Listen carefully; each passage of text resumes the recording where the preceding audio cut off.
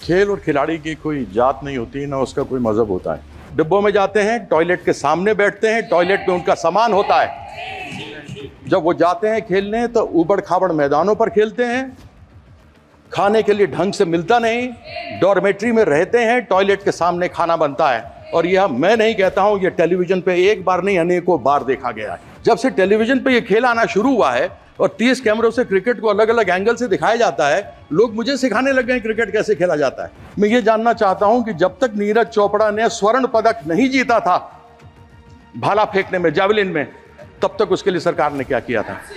World championships में भेजने से पहले आप उनके लिए क्या करते हैं। एक अच्छा खिलाड़ी, एक अच्छा अभिनव बिंद्रा बनाने के लिए, एक नीरज चोपड़ा बनाने के लिए, एक पीवी सिंधु बनाने के लिए, एक साइना नेहवाल बनाने के लिए, एक साइना मिर्जा बनाने के लिए आपने सरकार क्या क्या करती है ऐसा। तो आप यहाँ क्या खाक मारने के लिए बैठे हैं। स्पोर्ट्स मिनिस्ट्री किस लिए बैठी हुई है कि यदि आप उन लड़ाइयों को सुधार करके उन जो प्रतिभावान लोग हैं उनको आगे नहीं भेज सकते तो फिर आपका फायदा क्या है। जिन्होंने सीता माँ का आज तक कोई भी सम्मान नहीं किया, जो कभी सीताराम नहीं बोलते, वो बेटी का सम्मान करेंगे। खेल और खिलाड़ी की कोई जात नहीं होती, ना उसका कोई मजहब होता है। और इसलिए शायद राजनीतिक पार्टियां खेल को उतना महत्व नहीं देती जितना देना चाहिए। लेकिन मैं अपने मुख्यमंत्री का सहृदय धन्यवाद करना चाहूँगा, हमारे पश्चिम बंगाल के मुख्यमंत्री का, कि हर क्षेत्र से, कला, खेल, संगीत, सब क्षेत्र से आपको लोग व्यक्ति मिलेंगे इस संसद के अंदर जो अपने क्षेत्र की आवाज़ को उठा सकते होंगे। तो मैं अपनी ओर से अपने मुख्यमंत्री ममता बंदोपाध्याय जी का बहुत धन्यवाद करता हूं कि उन्होंने सभी क्षेत्र में से लोगों को पार्लियामेंट में बुलाकर उनको आवाज़ उठाने का अवसर दिया। और क्योंकि खेल और खिलाड़ी की कोई जात और मज़हब नहीं होती, इसलिए राजनीतिक लोग भी इसको ज़्यादा गंभीरता से नहीं लेते। अभी संजय जायसवाल जी हैं कि चले गए। वो बोल रहे थे जब हम बात करेंगे तैयारी की तो आपको तो दर्द होगा, विपक्ष को दर्द तो होगा। मुझे मालूम नहीं उनको या उनकी पार्टी को तब दर्द हुआ था जब हमारी महिला कुश्ती बेटियां और बहन थी जिनके साथ अत्याचार हुआ था और वो त्राहिमाम कर रही थी, तब किसी की आवाज़ नहीं उठी थी। मुझे याद है जब मैं छोटा था, मैं भी क्रिकेट खेला, भारत के लिए विश्व कप 1983 में जीता। हमारे साथ में यूसुफ पठान बैठे हुए हैं जो 2011 में विश्व कप भारत के लिए जीते। हमारे कप्तान फुटबॉल के, भारत के कप्तान बैठे हुए हैं, पद्मश्री लिए हुए प्रसून बैनर्जी, सब यहाँ बैठे हैं। मुझे भी याद है जब मैं छोटा था और उस समय क्रिकेट में पैसा नहीं था तो हम लोग 3rd क्लास ट्रेन की बोगी में जाया करते थे।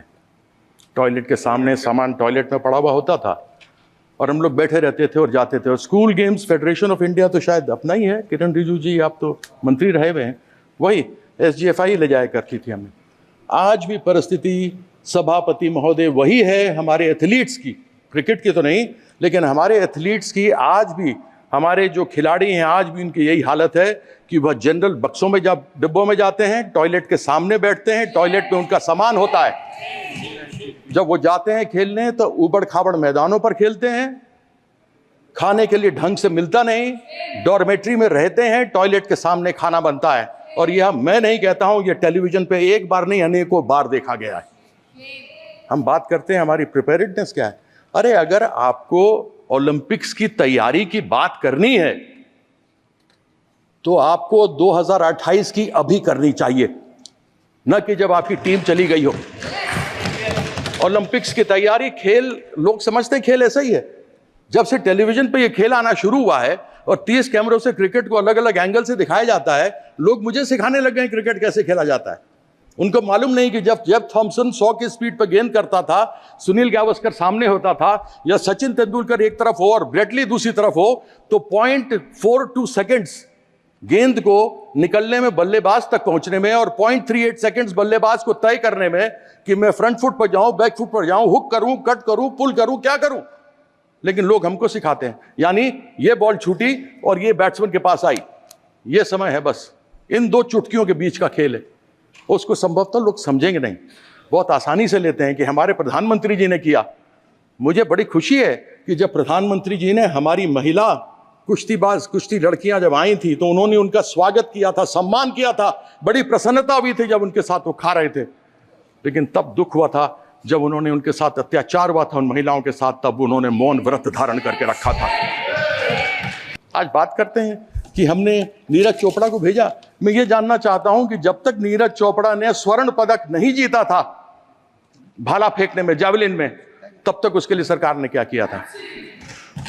अभिनव बिंद्रा जिसने पहला स्वर्ण पदक जीता शूटिंग के अंदर, उसके पहले, शूटिंग के पहले जब किया था तो सरकार ने उसके लिए क्या किया था, या उसके एसोसिएशन फेडरेशन ने क्या किया था? मैं जानना चाहता हूं कर्नल मलेश्वरी जिसका नाम हटा दिया गया था टीम के ऊपर से, उस समय मैं पहली बार संसद 1999 में बनकर इस पार्लियामेंट में आया था, 2002 या 2004 की दो की बात है, जब उनको निकाल दिया गया था। जब वो वापस आई और उन्होंने उस समय कांस्य पदक जीता था तो बड़ी प्रसन्नता हुई थी, किसी ने नाम नहीं सुना था, उनको खूब अलग अलग उनको उपहार मिले थे। मैं ये जानना चाहता हूं सरकार से कि ओलंपिक्स में, एशियन गेम्स में, वर्ल्ड चैंपियनशिप्स में भेजने से पहले आप उनके लिए क्या करते हैं?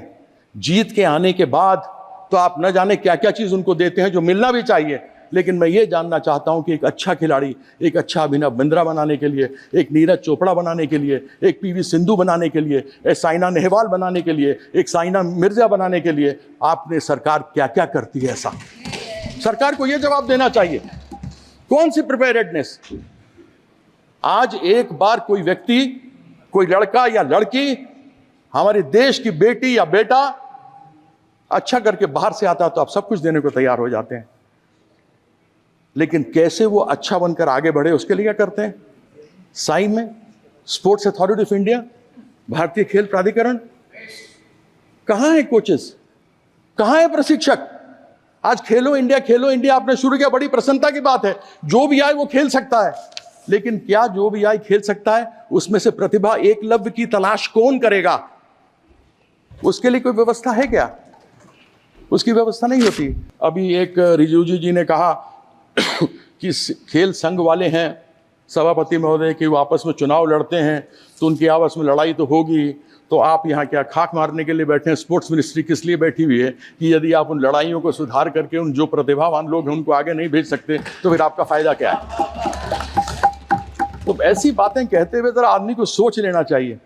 ये खेल, याद रखिएगा, हर एक व्यक्ति में एक खिलाड़ी रहा है।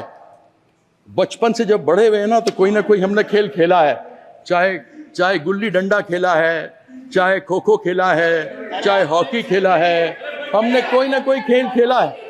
हम सबों के अंदर एक खिलाड़ी का दिल होता है, और एक खिलाड़ी के दिल में ये बात होती है कि वो खिलाड़ी खेल और खेल की भावना को साथ में रखता है, जात और मजहब की बात नहीं करता। और ये लोग बेटी बचाने वाली बात करेंगे, जिन्होंने सीता माँ का आज तक कोई भी सम्मान नहीं किया, जो कभी सीताराम नहीं बोलते, वो बेटी का सम्मान करेंगे, ऐसी अपेक्षा तो मैं इनसे रखता नहीं। तो मैं आशा करता हूं कि इसी अगले सत्र में 2028 में ओलंपिक में क्या करेंगे उसकी तैयारी के बारे में यहाँ करके बताएंगे, तब मैं समझूंगा। हालांकि तब तक ये रहेंगे नहीं रहेंगे, दुनिया जानती है कि इनका हालत तो भी साथ में देखें, ललन जी बैठे हुए साथ में, डिमांड कर दिया इन्होंने, वो जो नाम सब आ रहे हैं ना दुकान के बाहर लिखने का, डिमांड चालू कर दिया कि हटा उसको। तो मैं एक बार पुनः धन्यवाद करता हूं, आपने मुझे अवसर दिया, बहुत बहुत धन्यवाद।